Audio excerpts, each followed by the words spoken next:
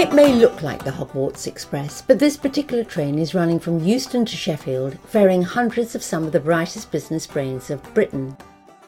We're heading for the Made Festival, where half these passengers will be pitching their ideas to investors, while the other half will be explaining to the startup ventures of tomorrow how to make it happen. I first talked to Priya Lakhani, founder of the highly successful ethnic sauce range of products Masala Masala.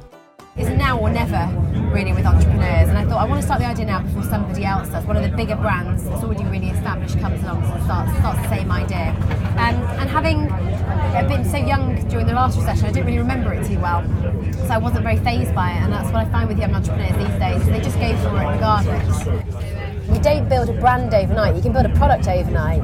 Building a brand is about customers, understanding your product, becoming brand loyal, and it's taken a few years. I've still got a few years left to go. I think about 5 years in total before I reach my target of, you walk around the street and, more than half the people actually understand what Masala Masala is, and we're still working on that.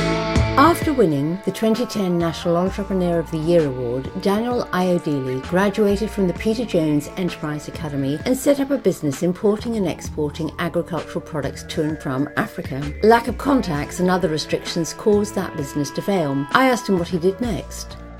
I picked myself up because I said to myself, failure is not an option. I refuse to allow a step back to stop me from doing what I need to do. So it was a very logical thing I did. I said, okay, what do I understand? I understand property.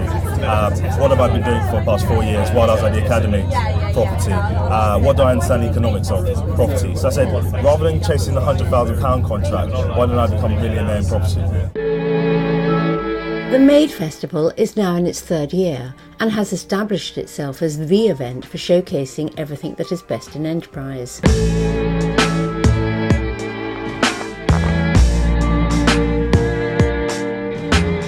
But there are many ways in which startup enterprises are dependent upon support from government. So we wanted to hear from the man who presides over Britain's Ministerial Department for Business, Innovation and Skills. Secretary of State, may I ask, what is the biggest advantage for business starting up in this country today? Well, we have a very business-friendly entrepreneurial culture, and we can see the evidence of that in the new starts that have happened despite the very difficult economic conditions.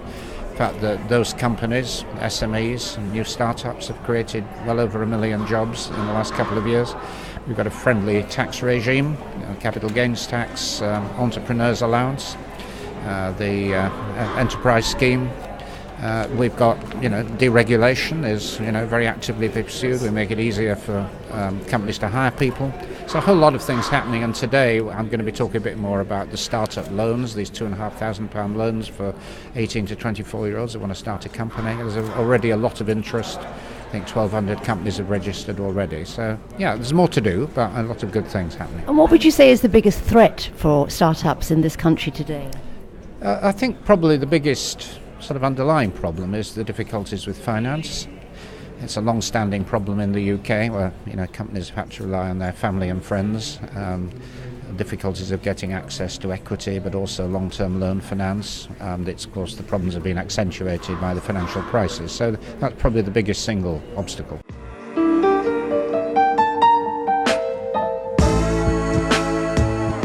The UK is the best place to build a global business from. People don't talk about that enough, but the time zone, the connectivity, and the international outlook of London is unparalleled to anything else on earth. I go to the Valley, I talk about my business.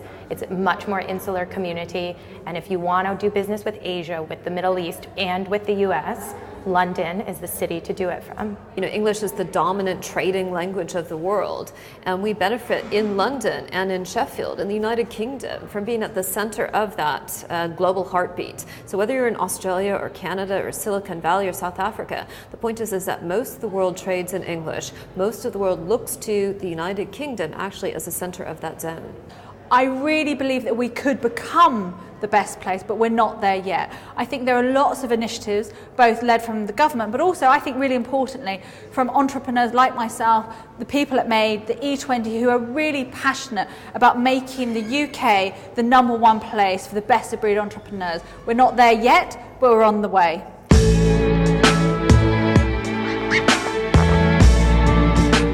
An entrepreneur in need of no introduction is the well-known dragon Peter Jones, who's been let out of the BBC's den to bring his British dream to the Made Festival. I caught up with him and asked him to explain more about what it is and what makes it so necessary.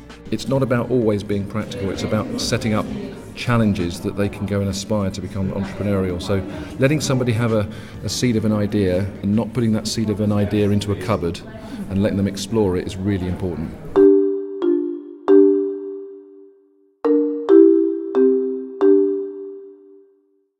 Another influential figure keen to encourage the festival's delegates was the Right Honourable Michael Fallon, the newly appointed Minister of State for Business and Enterprise. Having declared himself a champion of those who create new wealth and employment, I asked him how he and his team were going to actively support Britain's entrepreneurs to remain in the UK and be innovative. Well, the best thing government can do is to cut the tape, to cut the burden of regulation and help businesses access better advice. Those are the two priorities. We've got a whole package now of deregulation. Last week, health and safety. The end of last week, employment law. Today I'm announcing more help for challenger businesses, new internet types of companies, and then better advice. A genuinely national mentoring network. So wherever you are, there's a mentor near you. You know, I learned a very important thing when I was 22 years old and I was living in Paris. Capital follows ideas. You have to strip it free and to not allow the lack of capital to stop you. Money follows people who have the ideas to execute them. So if you're doing what you're meant to do, and if your proposition has real potential, the money will find you. And the past 25 years of my life have been one long exercise of realizing that the money finds me. The less I focus on the money, the more I focus on communicating and executing what I'm meant to do. I'll be darned, but the money finds me.